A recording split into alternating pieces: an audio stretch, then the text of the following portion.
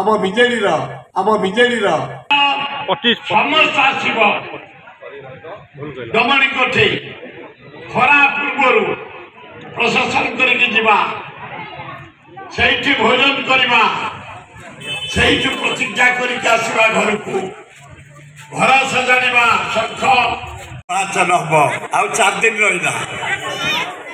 आज चेयरमैन को नेतृत्व में डिसाइड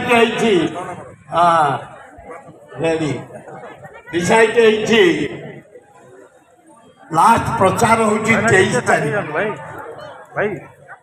आज है 20 काली 21 पर दिन 22 बुधवार 22 गुरुवार 23 तारीख दिन आमर लास्ट प्रचार से दिन आम समस्ते दमणी कोठी एकाठी होगा सकाल 9 भौणी माने भाई माने काउंसिलर माने एक्स काउंसिलर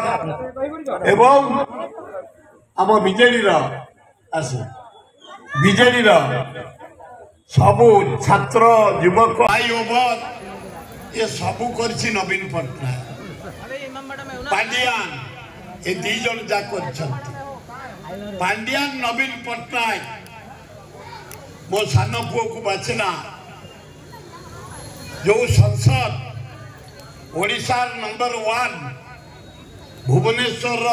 संसद एमपी मनमोहन राउतराय